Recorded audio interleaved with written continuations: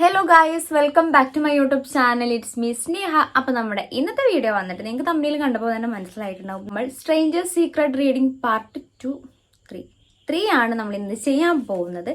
അപ്പോൾ എല്ലാവർക്കും നമ്മുടെ വീഡിയോയിലേക്ക് ഒന്നുകൂടെ സ്വാഗതം.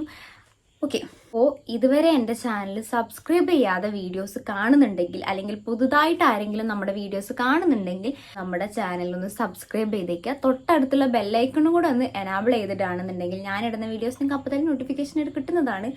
അപ്പോൾ നമുക്ക് ഫസ്റ്റ് സീക്രട്ട് വായിക്കാം. ഇന്ന് ഞാൻ ഒരുപാട് സീക്രട്ടുമായിട്ടല്ല വന്നത്, പക്ഷേ ഉള്ള 2 സീക്രട്ട് കുറച്ച് ലെങ്തി ആണ്. സോ ഞാൻ വിചാരിച്ചു ഒരുപാട് സീക്രട്ട് കൊണ്ടുവരണ്ട, ഉള്ളത് പറയാമെന്ന് വിചാരിച്ചു. ഒരുപാട് ലെങ്തി ആക്കേണ്ട വീഡിയോ എന്ന് വിചാരിച്ചിട്ട് കുറച്ച് സീക്രട്ട് ഉള്ളൂ കേട്ടോ. ഒരു കാര്യം പറയാൻ വിട്ടുപോയി, നിങ്ങൾക്ക് നിങ്ങളുടെ സീക്രട്ട് എന്നോട് ഷെയർ ചെയ്യണമെന്നുണ്ടെങ്കിൽ ജസ്റ്റ് മെയിൽ അയച്ചാൽ മതി. എൻ്റെ മെയിൽ ഐ ഡി ഞാനിവിടെ കൊടുക്കുന്നതാണ് കേട്ടോ. അപ്പോൾ നിങ്ങൾക്ക് എന്ത് സീക്രട്ടും എന്നോട് പറയാവുന്നതാണ്. പിന്നത്തെ ഒരു കാര്യം എന്താന്ന് വെച്ചാൽ, കുറേ പേര് പറഞ്ഞു എന്താണ് വേറെ എവിടേക്കോ നോക്കി സംസാരിക്കുന്നത് എന്നുള്ളത്. ഞാൻ സത്യം പറഞ്ഞാൽ ചില സമയത്ത് ഞാൻ ഫ്രണ്ട് ക്യാമറ ഓൺ ആക്കിയിട്ടാണ് വീഡിയോ എടുക്കുന്നത്. അപ്പോൾ നമ്മൾ എന്നെ തന്നെ നോക്കി സംസാരിക്കുമ്പോഴാണ് നിങ്ങൾക്ക് വീഡിയോ കാണുമ്പോൾ എവിടെയോ നോക്കി സംസാരിക്കുന്ന ഒരു ഫീൽ കിട്ടുന്നത്. ചിലപ്പോൾ ഞാൻ ക്യാമറയിൽ നോക്കി സംസാരിക്കുന്നുണ്ട്, ചിലപ്പോൾ ഞാൻ എന്നെ തന്നെ നോക്കി സംസാരിക്കുന്നുണ്ട്, അങ്ങനെ കേട്ടോ. ബാക്ക് ക്യാമറയിൽ വീഡിയോ എടുത്താൽ എന്താ പ്രശ്നം എന്ന് വെച്ചാൽ, ചിലപ്പോൾ എൻ്റെ സ്റ്റോറേജ് ഫുള്ളാണ്. അപ്പോൾ ചിലപ്പോൾ വീഡിയോ ഓഫ് ആവാൻ നല്ല ചാൻസ് ഉണ്ട്. ഞാൻ അതറിയാതെ ഞാൻ എന്ത് ചെയ്യും, കളകളന്ന് പറഞ്ഞു പോകും. അതുകൊണ്ടാണ് ഇതെടുക്കുന്നത്. ഓക്കെ, നിങ്ങൾക്ക് മനസ്സിലായിട്ടുണ്ടാവും എന്ന് വിചാരിക്കും. ഫസ്റ്റ് സീക്രട്ട് വന്നിട്ട് വായിച്ചാലോ? ഓക്കെ, ഞാനിതേ ബുക്കിൽ ഇങ്ങനെ എഴുതി വെച്ചിരിക്കുകയാണ് കേട്ടോ. ഓക്കെ, ഫസ്റ്റ് സീക്രട്ട് വന്നിട്ട്, എൻ്റെ കല്യാണം കഴിഞ്ഞ് എനിക്കിപ്പോൾ 2 കുട്ടികളായി. ലവ് മാരേജ് ആയിരുന്നു. ബട്ട് ഇതിൻ്റെയൊക്കെ എത്രയോ മുന്നേ എന്നെ ഒരു കുട്ടിക്ക് ഇഷ്ടമായിരുന്നു. ഞാനൊരു റിലേഷൻഷിപ്പിലായതുകൊണ്ട് തന്നെ അന്ന് ആ പ്രപ്പോസൽ ഞാൻ അവോയ്ഡ് ചെയ്തു. പക്ഷേ ഇപ്പോഴും ആ പ്രണയം എന്നെ വല്ലാതെ ട്രിഗർ ചെയ്യുന്നുണ്ട്. I think I M stuck in there. Means ഒരു റിലേഷൻഷിപ്പ് ഉണ്ടായിരുന്നു, അതിനു മുമ്പ് വേറൊരു റിലേഷൻഷിപ്പ് അല്ല, ബട്ട് ഒരു പ്രപ്പോസൽ. സോ ഇപ്പം അതെന്തിന് ട്രിഗർ ചെയ്യേണ്ട ആവശ്യം? വൈ?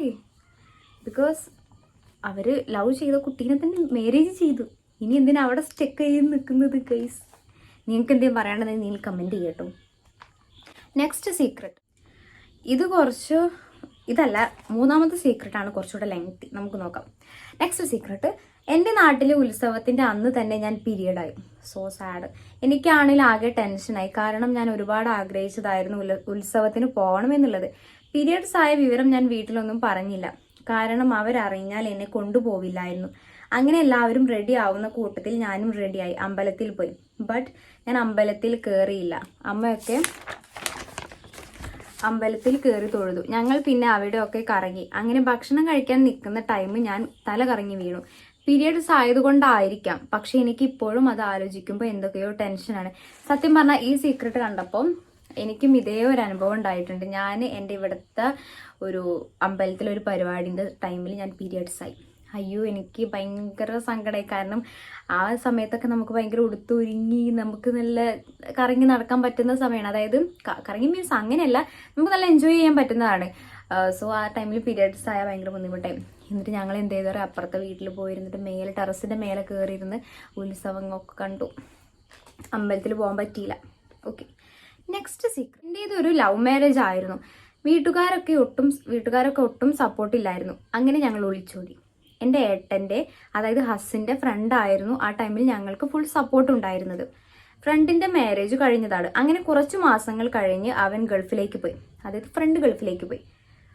അവർ അത്രയും കാലം താമസിച്ചിരുന്നത് വാടക വീട്ടിലായിരുന്നു, ഫ്രണ്ടും ഫ്രണ്ടിൻ്റെ വൈഫും. അങ്ങനെ ഇവൻ ഗൾഫിലേക്ക് പോയപ്പോൾ അവളെ ആ പ്രദേശത്ത് ഒറ്റയ്ക്കിടാൻ പേടി ആയതുകൊണ്ട് ഞങ്ങളുടെ വീടിൻ്റെ അടുത്ത് വാടക വീട്ടിലാക്കി. എല്ലാം സെറ്റാക്കിയത് എൻ്റെ ഹസ്ബൻഡ് ആയിരുന്നു.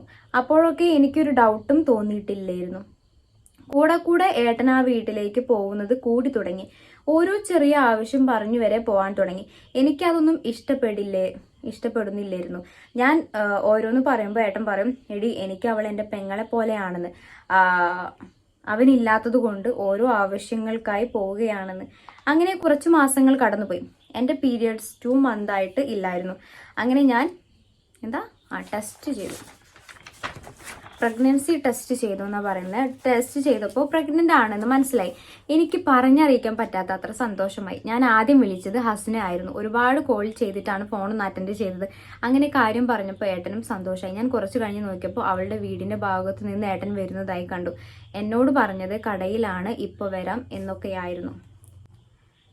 ഓക്കെ, നല്ലൊരു വാർത്ത കേട്ട ദിവസമല്ലേ എന്ന് വിചാരിച്ച് ഞാനൊന്നും കുത്തി ചോദിക്കാൻ പോയില്ല. ഈ വിവരം എനിക്ക് വീട്ടിൽ പറയണമെന്നുണ്ടായിരുന്നു. വിവരം? പ്രഗ്നൻ്റ് ആണെന്നുള്ള വിവരം. അങ്ങനെ ഞാൻ വീട്ടിൽ വിളിച്ചു. 6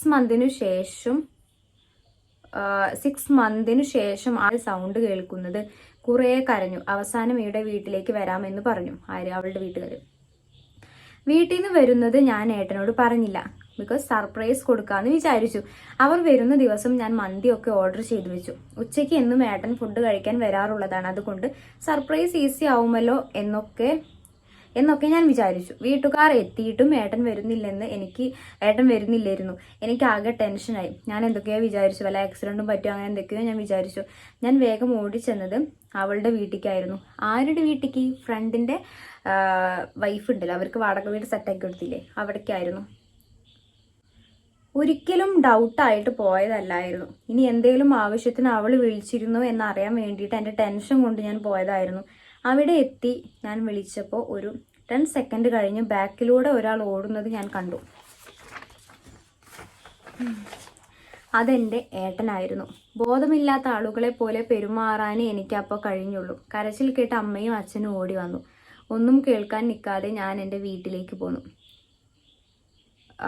ഇത് ടൈപ്പ് ചെയ്യുമ്പോൾ എൻ്റെ കണ്ണ് നിറഞ്ഞൊഴുകുകയാണ്. പാവലേ. Next secret. ഹായ്, 2 വർഷമായിട്ട് എനിക്കൊരു റിലേഷൻഷിപ്പ് ഉണ്ടായിരുന്നു. നല്ല സീരിയസ് ആയിരുന്നു ഞങ്ങൾ. അങ്ങനെ വീട്ടിൽ എനിക്ക് മാരേജ് പ്രപ്പോസൽ വന്നപ്പോൾ നല്ല ഒന്ന് കണ്ടപ്പോൾ ഞാൻ ഓക്കെ പറഞ്ഞു. അങ്ങനെ എൻഗേജ്മെന്റ് ആവാനായി. എൻ്റെ കാമുകന് ഇതൊന്നും അറിയില്ല. ഇപ്പോൾ ഒരു 1 വീക്കായിട്ട് ഞാൻ അവനെ അവോയ്ഡ് ചെയ്യുന്നു. റിലേഷൻ ബ്രേക്ക് ചെയ്യാൻ നോക്കുന്നു. എന്തുകൊണ്ടാണ് ഓപ്പണായിട്ട് സംസാരിക്കാത്തത്? ഓപ്പണായിട്ട് സംസാരിക്കേ, അല്ലാതെ ഇങ്ങനെ കാര്യം പറയടാ. Okay, next secret. ചെറുപ്പകാലത്ത് സംഭവിച്ചതാണ്. ഞാൻ ഇടയ്ക്കിടയ്ക്ക് എൻ്റെ അടുത്തുള്ള വീട്ടിൽ പോകുമായിരുന്നു. എപ്പോൾ ചെന്നാലും എനിക്ക് അവർ ഓരോന്ന് കഴിക്കാൻ തരും. അത് ഞങ്ങൾക്കൊക്കെ തരാറുണ്ട്. ഒരു ദിവസം എനിക്ക് അവർ മിക്സർ തന്നു. ഞാൻ അപ്പോൾ വേണ്ടാന്ന് പറഞ്ഞു. എന്നിട്ട് അവരാരും കാണാതെ മിക്സർ എടുത്തോടി. കൊള്ളാം. മിക്സർ എനിക്ക് ഭയങ്കര ഇഷ്ടമാണ്. ഇന്നത്തെ സ്ട്രേഞ്ചർ സീക്രട്ട് റീഡിംഗ് വീഡിയോ ഇവിടെ അവസാനിച്ചിരിക്കുകയാണ്. നിങ്ങൾക്ക് വീഡിയോ ഇഷ്ടപ്പെട്ടാൽ നിങ്ങൾ എന്ത് ചെയ്യുക? ലൈക്ക് ചെയ്യുക, ഷെയർ ചെയ്യുക, സബ്സ്ക്രൈബ് ചെയ്ത് കൊടുക്കുക. നിങ്ങളുടെ സീക്രട്ട് എന്നോട് ഷെയർ ചെയ്യണമെന്നുണ്ടെങ്കിൽ ജസ്റ്റ് ഒന്ന് മെയിൽ ചെയ്യാവുന്നതാണ്. അപ്പോൾ ഇന്നത്തേക്ക് ഇത്രയേ ഉള്ളൂ. Okay, tata, by.